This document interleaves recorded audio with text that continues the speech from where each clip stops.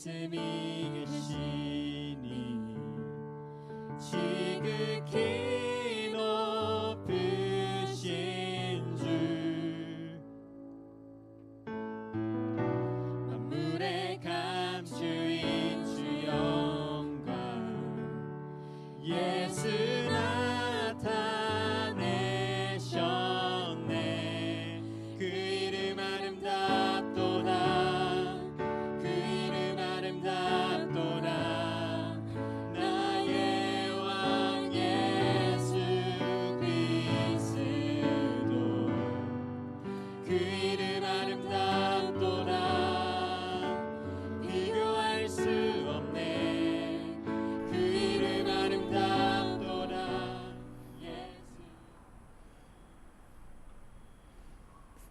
할렐루야. 2023년 12월 21일 목요일 삶의 첫 시간을 주님께 올려드립니다.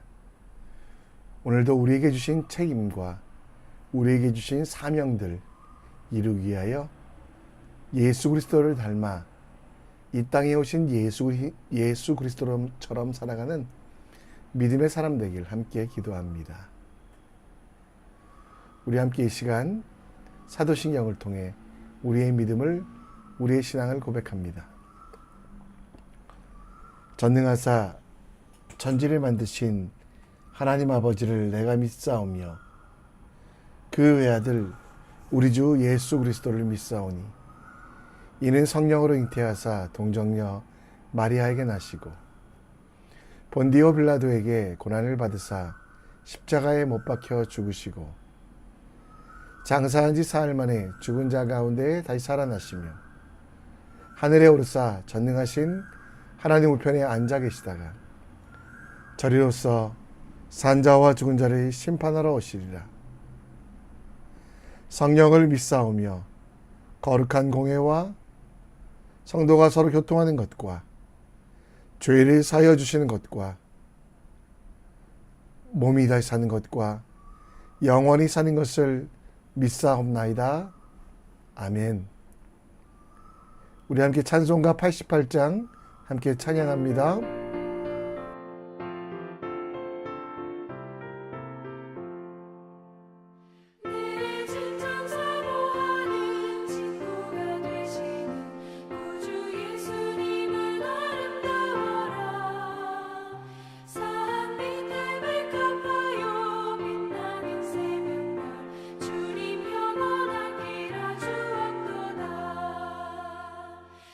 마음이 아플 적에 그 위로 되시며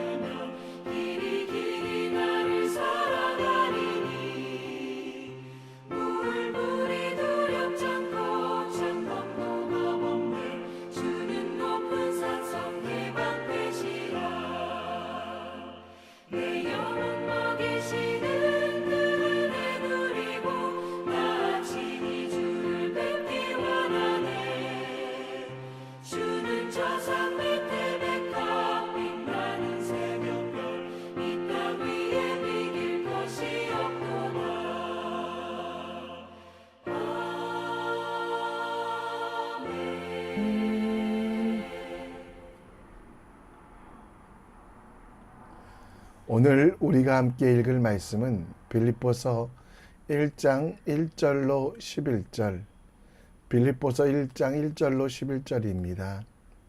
우리 함께 읽겠습니다.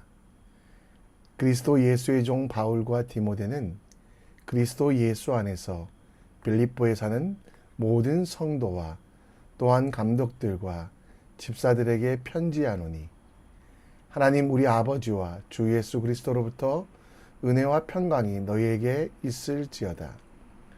내가 너희를 생각할 때마다 나의 하나님께 감사하며 간구할 때마다 너희 무리를 위하여 기쁨으로 항상 간구함은 너희가 첫날부터 이제까지 복음을 위한 일에 참여하고 있기 때문이라.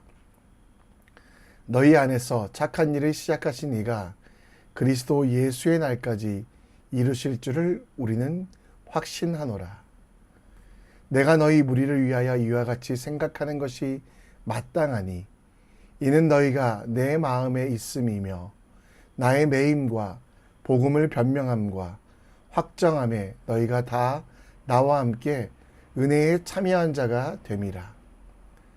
내가 예수 그리스도의 심장으로 너희 무리를 얼마나 사모하는지 하나님이 내 증인이시니라. 내가 기도하노라. 너희 사랑을 지식과 모든 총명으로 점점 더 풍성하게 하사 너희로 지극히 선한 것을 분별하며 또 진실하여 허물 없이 그리스도의 날까지 이르고 예수 그리스도로 말미암아 의의 열매가 가득하여 하나님의 영광과 찬송이 되기를 원하노라.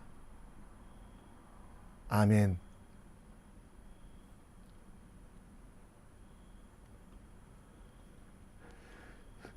기도하던 중 바울은 마케도니아 사람의 환상을 보게 됩니다. 하나님은 아시아, 당시 아시아는 지금의 터키 지역이었는데요. 터키를 떠나 마게도니아로 가게 하셨습니다.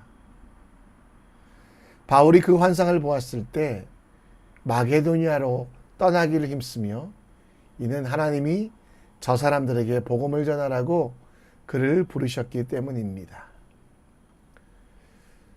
지금의 동유럽, 그리스와 또 그 위쪽에 있는 마게도니아 지역, 알바니아 이쯤인데요.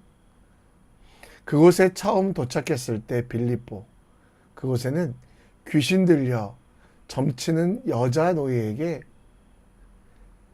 바울과 실라는 복음을 전해 주었고 그리고 귀신으로부터 자유를 선포해 줬습니다. 문제는 그 점치던 노예의 주인, 많은 돈을 벌던 주인은 바울을 그 귀신을 쫓아냈다는 이유로 풍기문란, 로마가 받아들일 수 없는 학설, 곧 예수를 전한다고 고발하여 옥에 갇히게 됩니다. 그 감옥에서 기도와 찬송을 하였던 바울과 실라, 하나님께서 그 감옥문을 열리게 하셨고 간수가 자다 깨어 바울과 만나 바울은 그들에게 구원을, 주 예수를 믿으라, 그리하면 너와 네 집의 구원을 얻으리라 라고 말하며 그들을 통해 또 중간에 만난 루디아라고 하는 여자 사업가와 함께 빌립보 교회를 세우게 했습니다. 바울은 황제의 핍박과 교회 내부에 가만히 들어온 거짓 선생들, 그리고 예수를 핍박했던 유대인들까지도 그들이 율법주의를 주장하며 마게도니아 지역의 빌립보 교회를 공격하고 있을 때 진리와 예수 그리스도의 십자가에 대해서 이야기합니다. 오늘 바울이 보낸 첫 번째 편지, 그 어떤 성경보다 예수 그리스도에 대하여 자세히 설명한 빌립보서 말씀을 통해 우리가 붙잡아야 될 진리, 놓을 수 없는 하나님의 말씀이 무엇인지 생각해보고 얻게 되는 진정한 기쁨과 능력을 함께 경험해 보기 원합니다. 오늘 말씀 1절에는 그리스도 예수의 종 바울과 디모데는 그리스도 예수 안에서 빌립보에 사는 모든 성도와 또한 감독과 집사들에게 편지한다라고 말합니다. 당시 바울은 로마에 예수님을 전한다는 이유로 잡혀 있었습니다. 그래서 여러분, 오늘 후반절 말씀에 보면 사도 바울은 이에 대하여 설명하고 있는데요. 1절에 보면 누구에게? 성도, 그리고 그 성도를 구분하며 감독과 집사라고 이야기하고 있습니다. 성도는 예수 그리스도를 믿는 모든 이들을 말하고요. 감독은 교회를 대표하여 지도를 하는 지도자들, 그리고 집사들은 교회의 봉사들을 말하는데요. 7절에 보면 스스로 갇혀있는, 오늘 7절에 나의 매임과 복음을 변명함과라고 되어 있는데요. 스스로 갇혀있는 바울은 이 집사님들에게 편지를 보내고 있습니다. 여러분, 집사라는 말은 디아코노스, 그래서 우리도 여자 집사님들은 디코니스, 남자 집사님들은 디아코니스라고 부르는데요. 이 디코니스라고 부를 때 원어가 되는 디아코노스는 두 가지 단어의 합성어입니다. 하나는 디아, 무엇 속에서라는 전치사, 그리고 코나스는 먼지라는 겁니다. 집사는 당시 성도들 중에 영광의 자리였지만 높은 자리가 아니라 먼지, 곧 바닥에서 일하는 사람, 가장 낮은 곳에서 섬기는 사람을 말합니다. 먼지 구덩이에서 일하는 그 섬김을 하는 사람이 바로 집사. 근데 왜 이런 집사에 대하여, 섬김에 대해서 이야기하냐면 복음을 위하여 낮아지고 겸손하며 바닥을 위한, 바닥에서 살아가는 삶을 살아갈 수 있다라는 겁니다. 집사와 감독은 권위의 상징이 아니라 복음을 위하여 일하는 것, 복음을 위하여 낮아지는 것, 복음을 위하여 헌신하는 것, 이는 몇몇 사람을 부르는 것이 아니라 모든 성도들이 가지고 있는 지향점이 되어야 된다라고. 그래서 오늘 5절에 보면 너희가 첫날부터 이제까지 복음을 위한 일에 참여하고 있기 때문에 사도 바울은 감사하며 기뻐하고 있다고. 그래서 모든 성도들이 복음을 위하여 집사가 되기를, 죄를 뒤집었으며 먼지를 뒤집었으며 낮아지기를 원한다는 그 마음을 1절 인사에 담고 있다라는 것입니다. 우리는 모두 집사가 되어야 됩니다.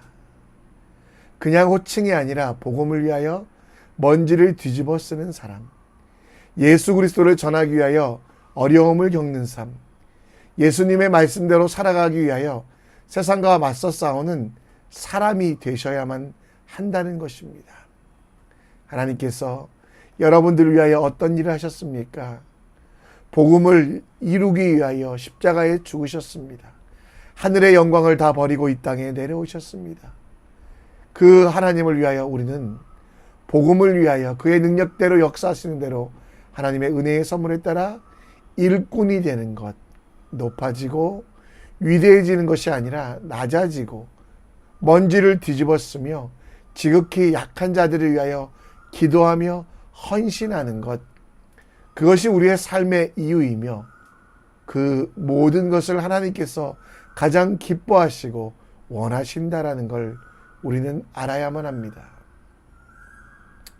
복음을 위하여 먼지를 뒤집어 쓰는 사람, 그리스도를 전하기 위하여 어려움을 겪는 사람, 예수의 말씀대로 살기 위하여 세상과 맞서 싸우는 사람, 그것이 바로 여러분과 저의 꿈이 되어야만 한다는 것입니다. 집사로 살아가는 우리들에게는 기쁨이 있습니다. 말씀을 전파하고 때를 얻든지 얻지 못하든지 항상 우리가 하나님의 말씀대로 살아가는, 또 더러운 세상을 깨끗게 하며 어두운 세상에 예수 그리스도의 빛으로 비추고 비진리의 세상 속에서 복음을 전하기 위하여 부르심을 입음을 기억하며 하나님의 뜻대로 나아가는 헌신의 사람이 되기 원합니다. 그 헌신 속에서 세상과 비교할 수 없는 가장 큰 기쁨, 바울과 같이 은혜에 참여한 자가 되기 위하여 복음을 변명하고 확정하는 일에 쓰임받는 여러분과 제가 되었으면 좋겠습니다. 오늘 사도 바울은 8절에 우리에게 예수 그리스도의 심장을 가지라라고 빌립보 교회 성도들을 위해 기도하며 빌립보 교회 성도들이 예수 그리스도의 심장을 가지라고 이야기합니다.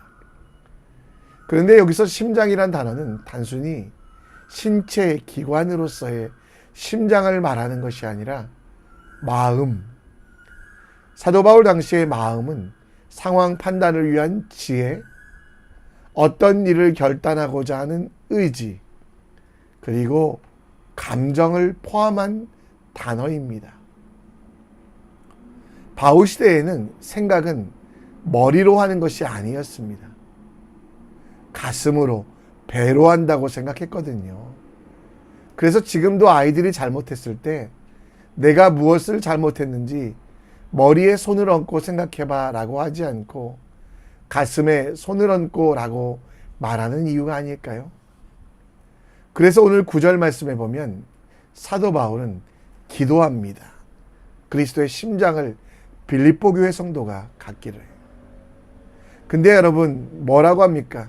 우리는 심장은 감정의 영역으로, 사랑의 영역으로만 생각하지만 바울은 지식과 총명이라는 단어, 10절에는 분별이라는 단어, 진실이라는 단어를 말하며 이 마음이라는 것은 지, 정, 의 모든 것들이 예수님을 닮아가기 위한 일이며 그리스도의 의의 열매가 된다는 것, 심장으로 지식과 총명을 가지며 하나님께서 우리에게 하신 일들을 기억하며 말씀으로 살아가는 것, 그것이 바로 예수 그리스도의 심장을 가진 것, 하나님을 더 깊이 알아가는 지혜, 하나님의 뜻을 분별하는 총명, 그리고 하나님께서 우리에게 하신 약속들이 변하지 아니함을 믿는 진리의 약속들을 믿는 믿음, 이것이 바로 그리스도의 심장으로 우리가 해야 될 일이고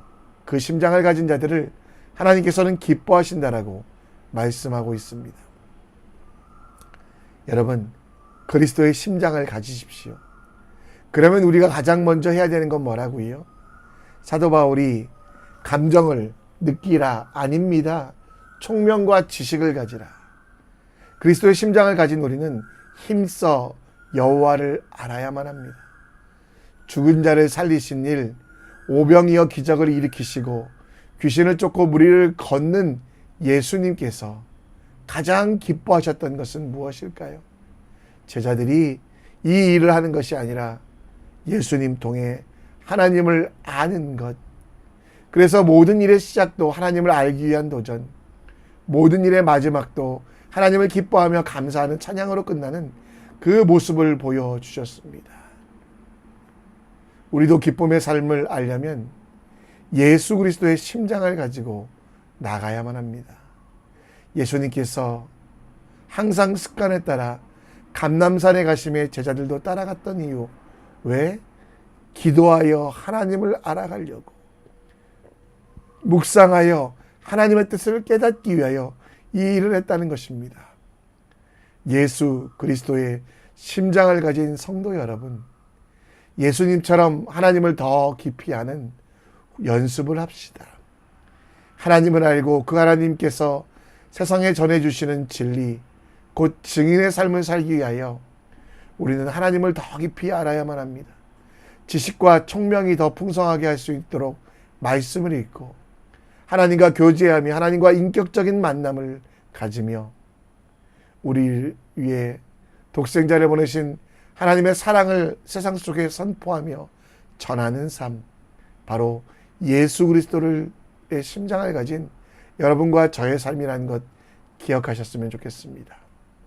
오늘 예수의 심장으로 예수를 더 깊이 알아가며 세상을 향해 담대히 나아가는 주님의 사람 되시기를 우리 함께 기도합시다.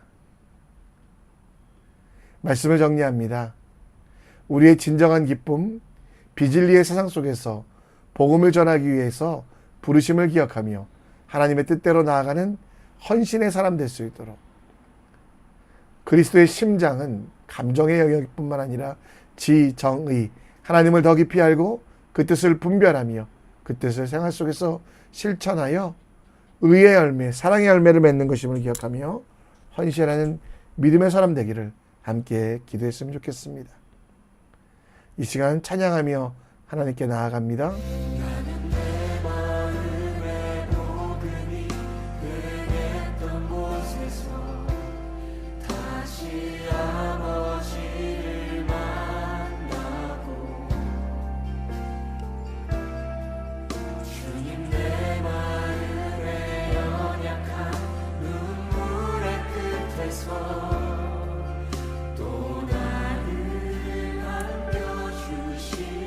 다시 한번 고백하겠습니다. 나는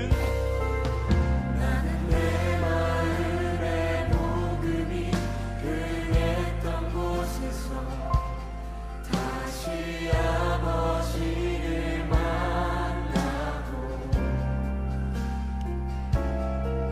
주님 내 마음의 연약한 눈물의 끝에서 또 나를 안겨주시네. 찾다 생각했던 그의 부르심 다시 나를 회복해 하시네. 다시 일어나. 다시 일어나 주를 예배하니 내 모든 기쁨이 되리. 그의 기쁨 되어 삶의 모든 순간을 주께 다 내어드리니. 다시 일어나. 다시 일어나 주를 예배하니 내 모든 기쁨이 되리.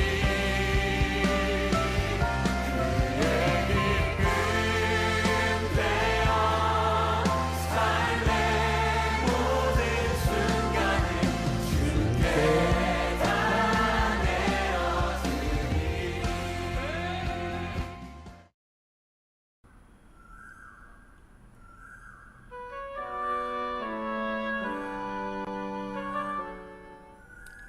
이 시간 찬양의 자리, 기도의 자리로 나아갑니다. 오늘 빌립보서 말씀을 기억하시고 집사, 곧 잿더미 위에 그리고 먼지 속에서 살아가는 사람의 삶을 선택하시는 지혜를 얻으십시오. 그 속에 진정한 기쁨이 있습니다. 그리스도의 심장은 하나님을 더 깊이 알아야만 뛰고 하나님을 더 깊이 묵상해야만 온전히 우리에게 작용합니다.